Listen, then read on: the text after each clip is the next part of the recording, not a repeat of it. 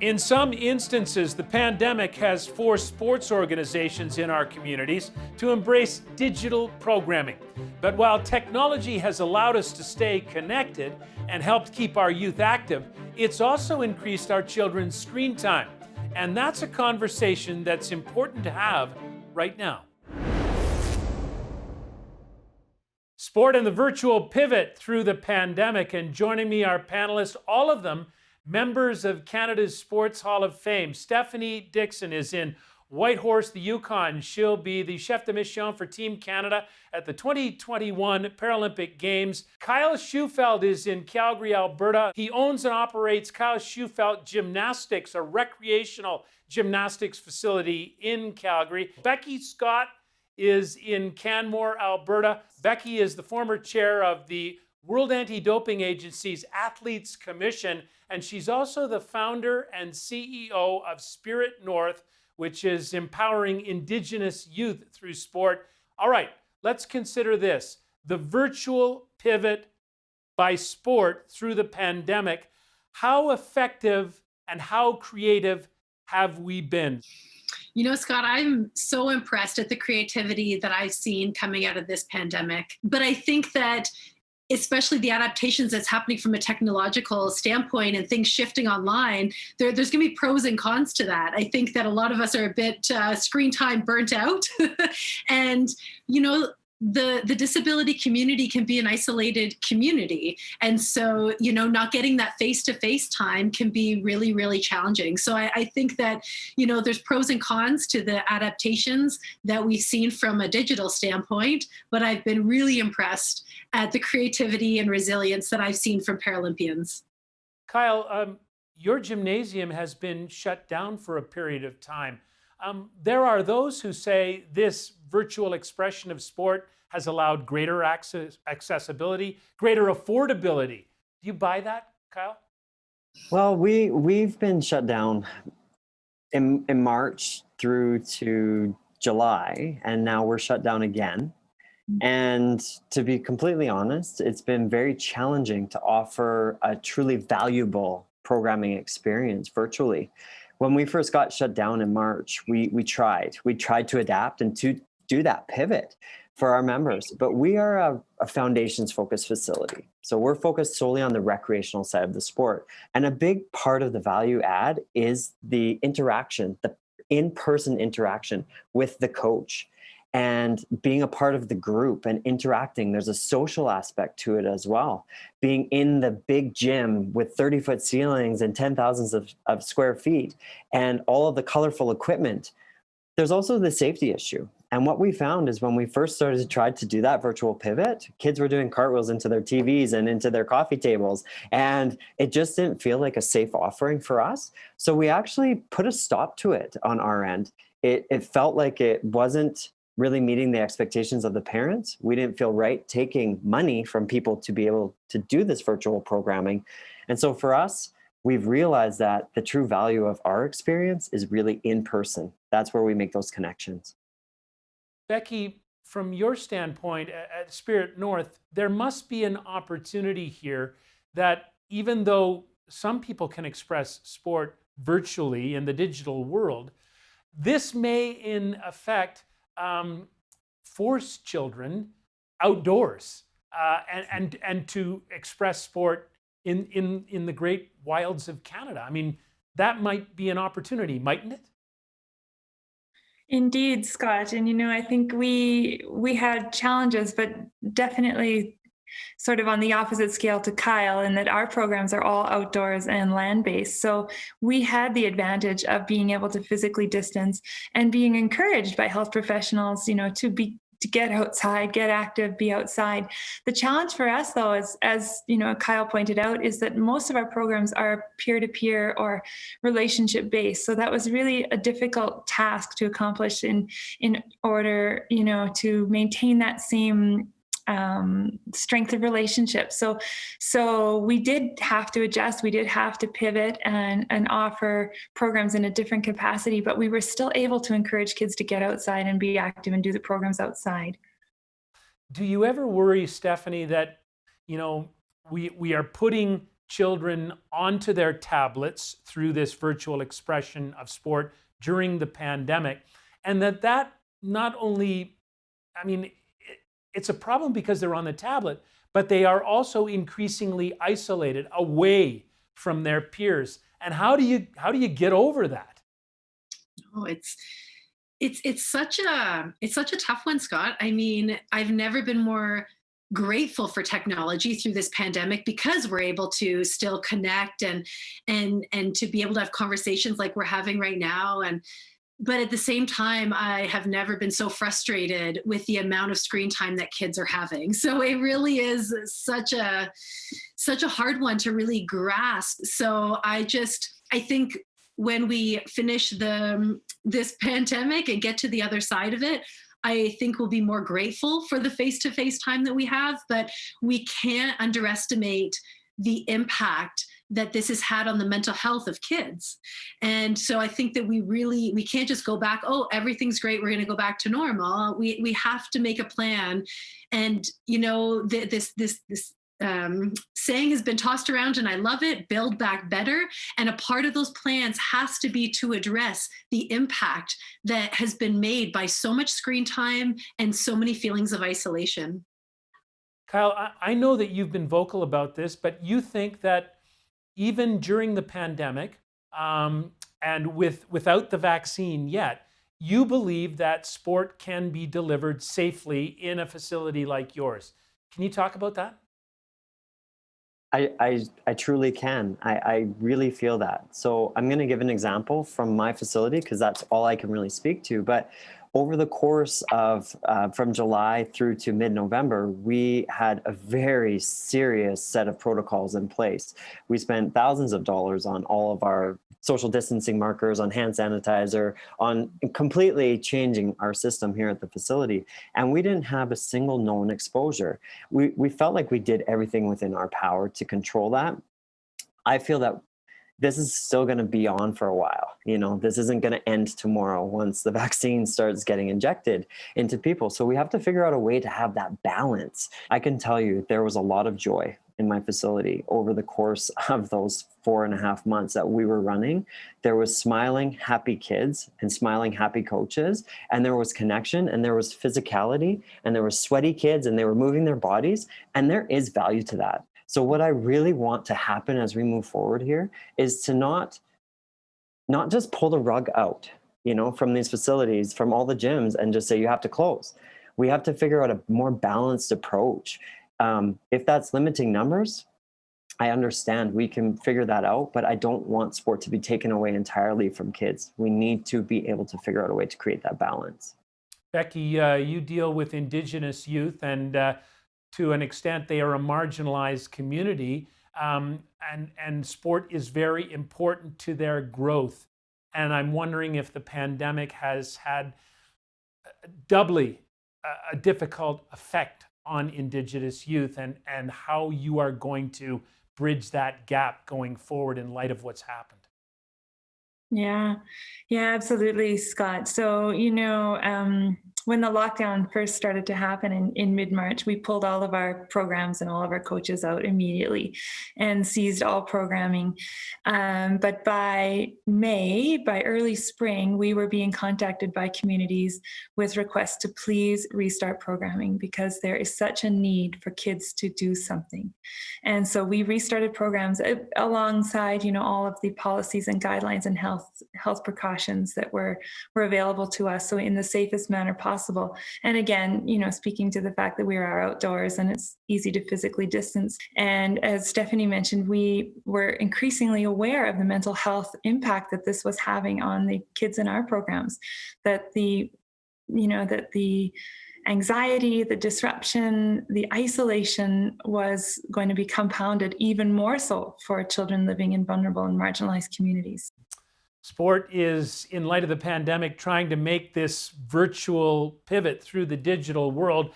Let's take a look at what Pickering FC is trying to do through the All Abilities Soccer program. 3, 2, 1, can everyone do jumping jacks? COVID restrictions had shut down this soccer program for kids with intellectual and physical disabilities in March. But with the help of Jumpstart Sport Relief Fund, the All Abilities Soccer Club quickly pivoted to virtual training. What's up, buddy? This community is one that probably needs social interaction more than any else. It's just being able to maintain friendships and being able to stay connected. And one, good work. I'm so grateful for this program, and it's just such a great opportunity to have the kids be active, be social. Jumpstart came on board with the Sport Relief Fund, and this has had a huge impact on us being able to offer our programming to athletes, not only in our community, but we are reaching athletes and families as far as Alberta. Thumbs up. It's good. Is it fun? Yeah.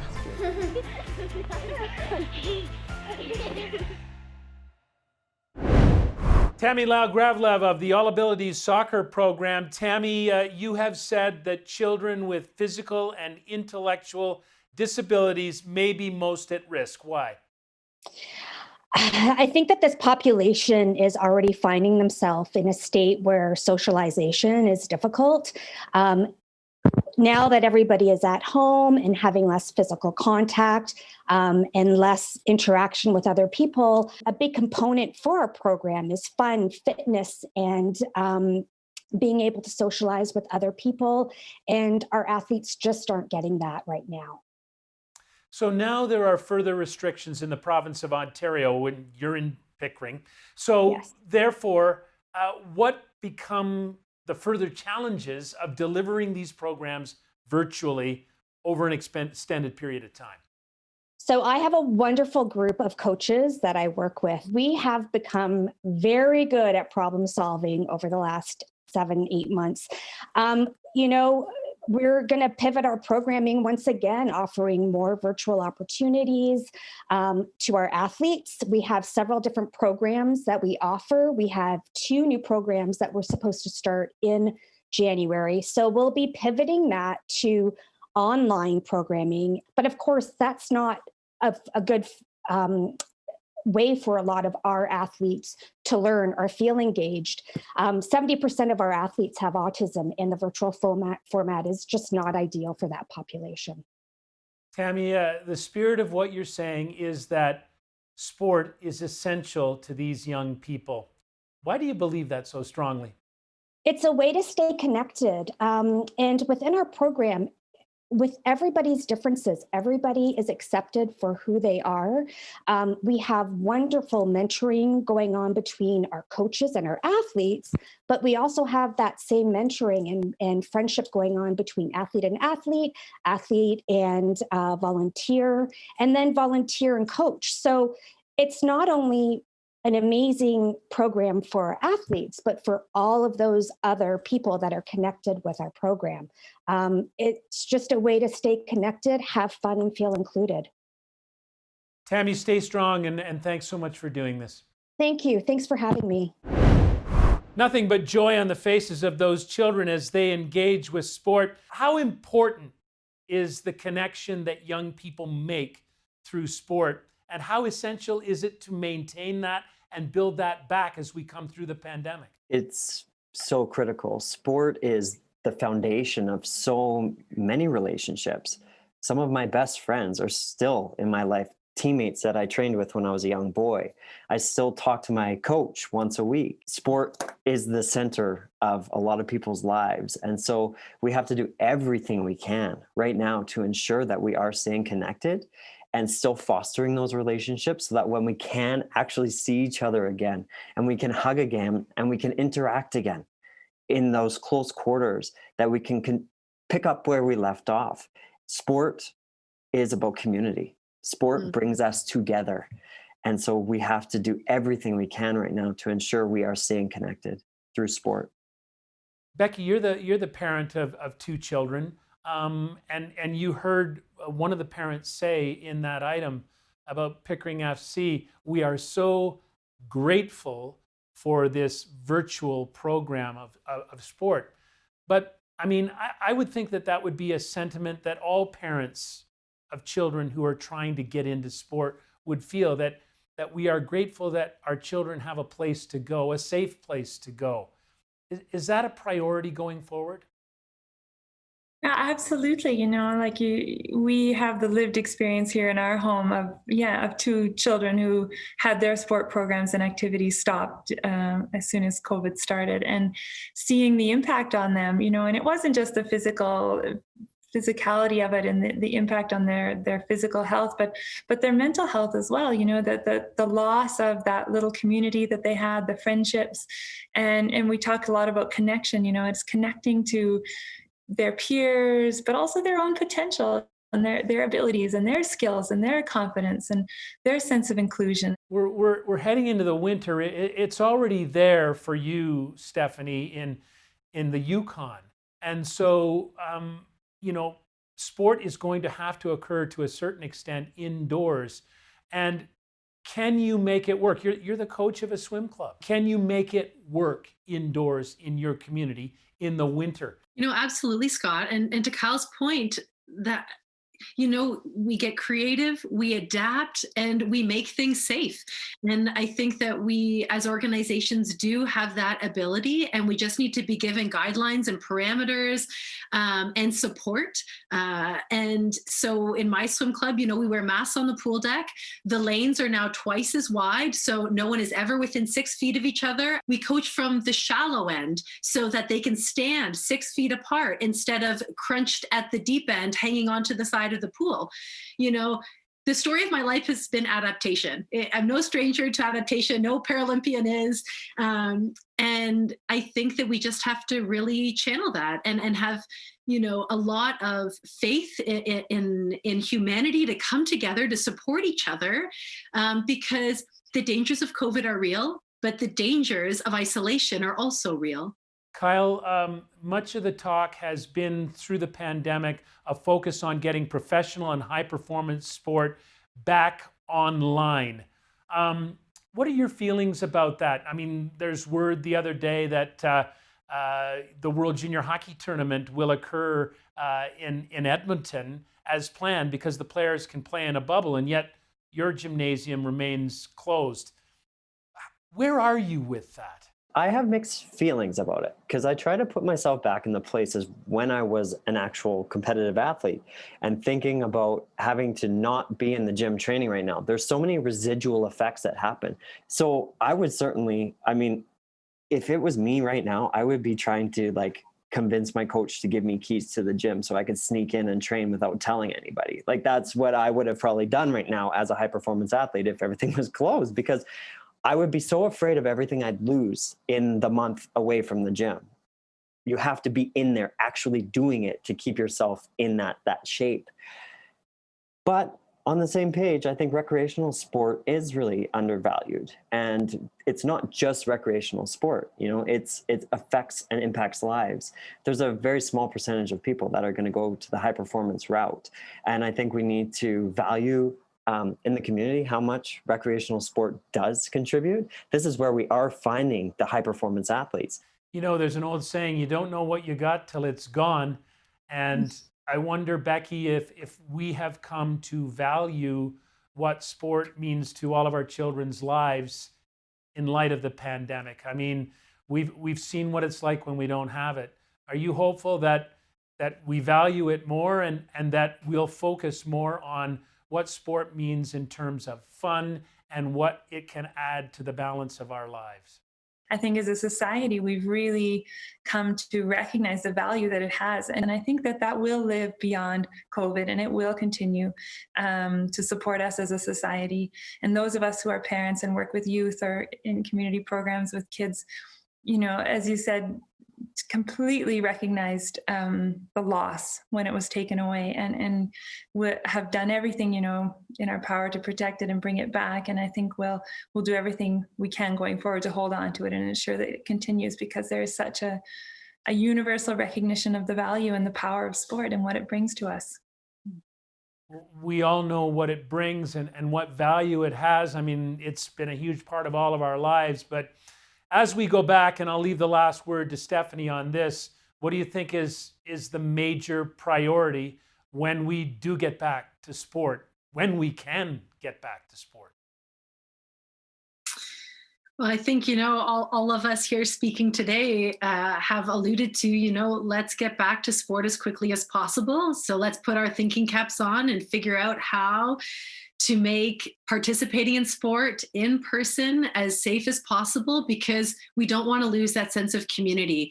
And I think Kyle said it so well, is that recreational sport, grassroots sports, really sport of all levels, it is underestimated and undervalued, that community piece. And it's about so much more than just performance or the physical health, even the mental health. It's coming together as a community. And we can't lose that. We need that right now more than ever, and especially feeling so isolated. So I think just, let's support each other, share ideas, figure out how to get as many kids and adults, all Canadians, back moving and back to sport as quickly as possible. The virtual pivot, it's creative, but the real thing is what we need. Thanks so much to Stephanie Dixon, to Kyle Shewfelt, and to Beckie Scott. This has been wonderful, and all of you, please stay safe. Thanks, Scott. Thank you, Scott. Thanks.